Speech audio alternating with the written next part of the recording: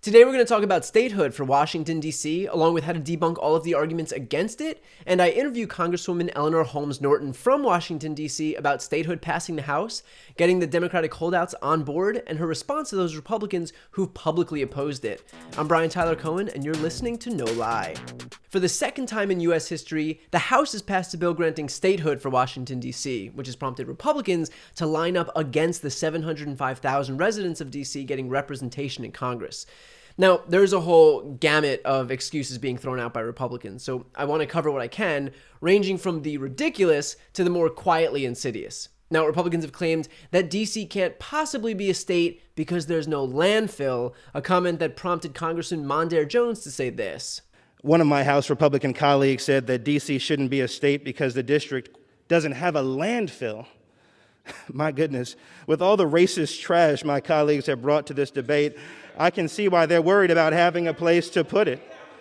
Tom Cotton had said that D.C. wasn't well-rounded enough to be a state, giving this example.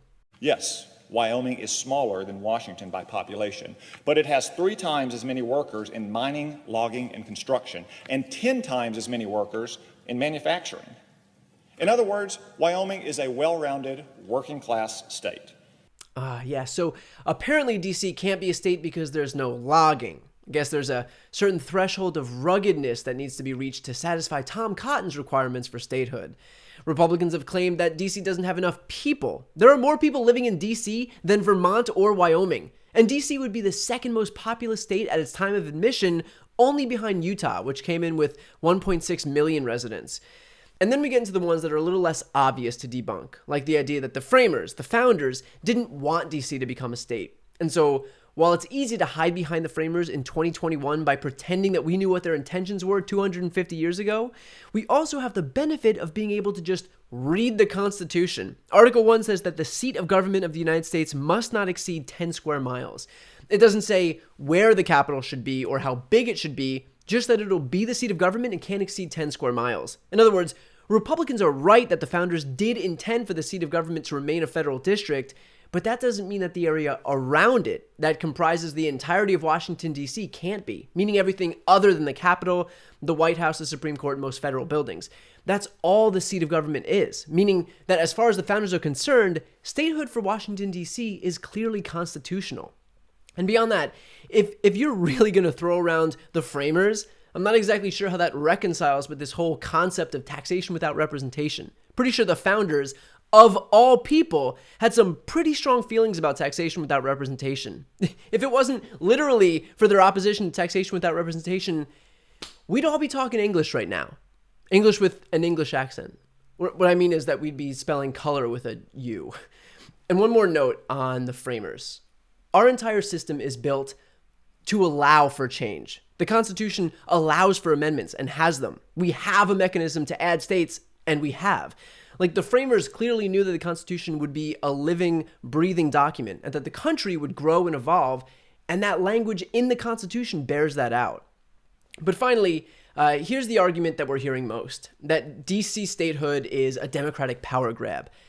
As if history started today, as if we're not sitting in a country composed of states that were added for the express purpose of bolstering Republicans' numbers in the Senate. Heather Cox wrote a piece in The Atlantic and explained that in 1889 and 1890, Congress added North Dakota, South Dakota, Montana, Washington, Idaho, and Wyoming, the largest admission of states since the original 13. This addition of 12 new senators and 18 new electors to the Electoral College was a deliberate strategy of late 19th century Republicans to stay in power after their swing toward big business cost them a popular majority. The strategy paid dividends deep into the future. Indeed, the addition of so many rural states back then helps to explain GOP control of the Senate today, 130 years later. I've also been hearing a lot about the Dakotas having been split into 2 for the express purpose of squeezing 4 senators out instead of 2, and it turns out that those political implications were taken into account. One of the top supporters of two Dakotas in the late 1800s was a Republican senator from Indiana who would later become the 23rd president, Benjamin Harrison, as if the benefits of adding two Republican states instead of one escaped him. There's a book called History of North Dakota, and that's by University of North Dakota history professor Elwyn Robinson. And there's a couple paragraphs that I want to read, and this is more than I usually read aloud, but they really do sum up this whole situation perfectly. This is after North and South Dakota were admitted as two separate states. Quote, President Harrison's son crowed that the Republicans would win all the new states and gain 8 more senators, while the state's new electors meant that Cleveland's New York would no longer dominate the Electoral College. When the Republicans' popularity continued to fall nationally, in 1890, Congress added Wyoming and Idaho, whose populations in 1880 were fewer than 21,000 and 33,000 respectively, organizing them so quickly that they bypassed normal procedures and permitted volunteers instead of elected delegates to write Idaho's constitution. Democrats objected that Wyoming and Idaho would have 4 senators and 2 representatives, even though there were fewer people in both together than in some of Massachusetts' congressional districts. But Harrison's men insisted that they were statesmen rather than partisans. They accused Democrats of refusing to admit any states that did not support their party, a reversal of the actual record, and claimed Republicans supported the prosperous and growing communities of the Great West. But moderate Republicans sided with the Democrats, pointing out that Harrison administration had badly undercut the political powers of voters from populous regions, attacking America's fundamental principle of equal representation. Harrison's men didn't care. The difference between the parties is as the difference between light and darkness, day and night, one supporter argued.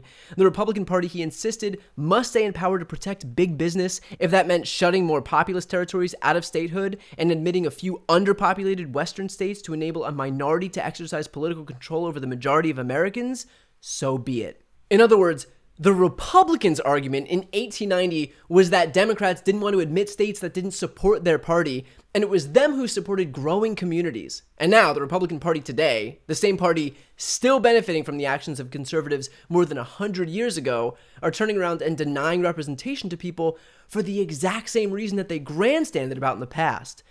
And look, that's not to say that both parties don't support and oppose whatever is good or bad for them at the time, or that they're not always going to look hypocritical at one point or another, but the simple fact is that, historically speaking, Republicans actually made the argument for statehood already, and they continue to benefit from it to this very day. Adding DC is not only constitutional, it's not only reasonable in terms of population size, but the GOP is on record extolling the virtues of supporting growing communities. Not that Republicans have ever been swayed by their own words in the past, but if they're going to make these arguments, we should at least be able to reflect back to them their own stances on it.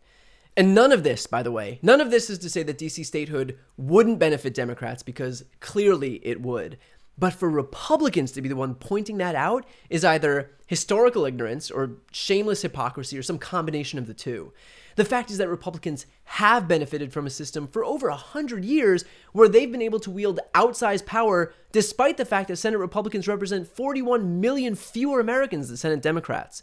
The inherent advantage for Republicans in the Senate couldn't be more obvious.